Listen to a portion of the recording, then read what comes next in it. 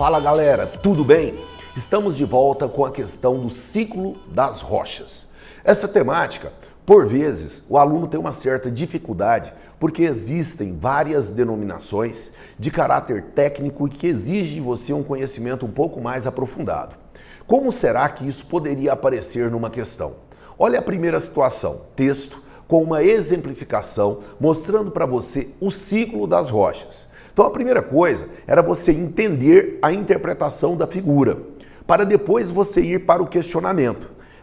Então o que ele dá para nós? Uma exemplificação mostrando os itens 1, 2 e 3 e ele quer que você identifique os processos associados à transformação de um tipo de rocha em outro, identificados nos números 1, 2 e 3 respectivamente, ou seja, 1, 2 e 3. Então eu preciso entender o dinamismo desse processo. Então veja vulcão ativo, não pode ter dúvida, estamos falando de vulcanismo. O que eu tenho? Item 2, rocha sedimentar se transformando em metamórfica. O que é isso? É o metamorfismo.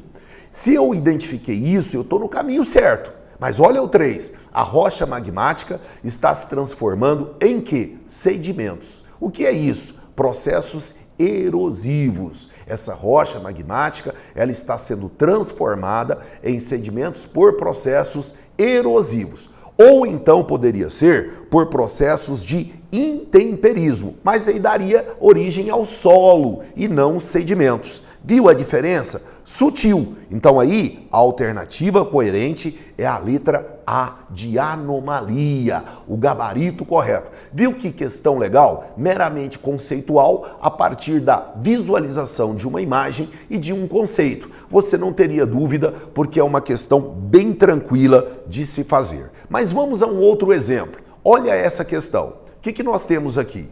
Estamos falando agora dos agentes internos nessa questão, onde ele ressalta: os terremotos são fenômenos que demonstram nitidamente o caráter dinâmico da Terra.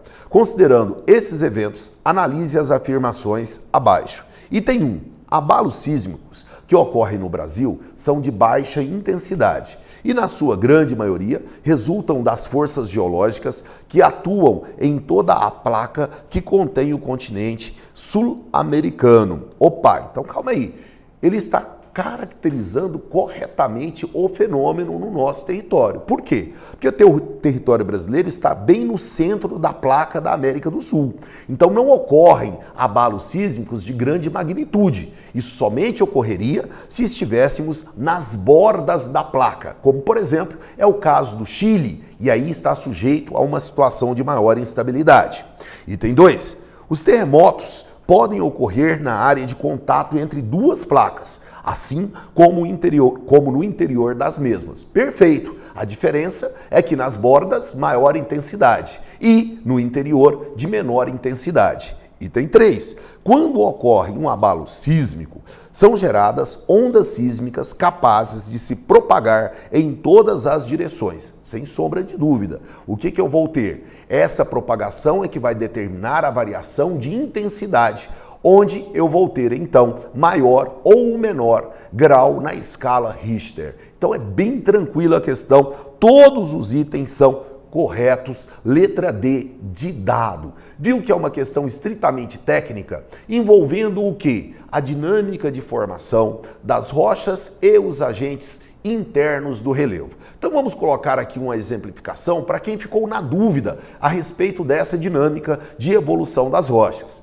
Então o quadro, em síntese, é esse. O que eu tenho? Uma rocha ígnea que pode se transformar em uma rocha sedimentar, primeiro caminho, ou que pode se transformar em uma rocha sedimentar. Logo, essa rocha ígnea, ela pode ser chamada também de rocha primária. Por quê? Porque ela tem origem a partir do magma. Então essa também é chamada de rocha magmática, onde no processo de intemperismo ou de erosão e transporte pode dar origem a rochas sedimentares em bacias sedimentares. Ou, por variação de temperatura e pressão, pode ocorrer o metamorfismo e dar origem a rochas magmáticas. Mas pode uma rocha sedimentar também se transformar numa rocha metamórfica? Pode, observe a seta.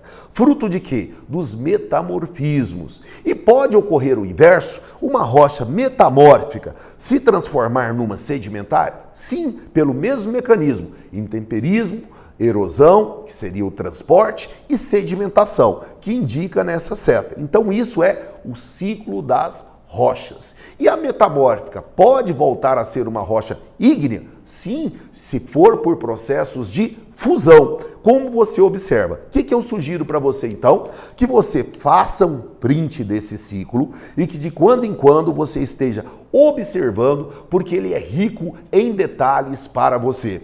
Vai te ajudar muito a fixar o conteúdo e não ter mais dúvidas sobre esse tema. Para te ajudar mais ainda, temos um vídeo específico sobre rochas. Assista, confira e saiba cada vez mais para não ter mais problemas com a geografia física. Um grande abraço e se inscreva. Não se esqueça, o nosso canal é também o seu canal. Um grande abraço.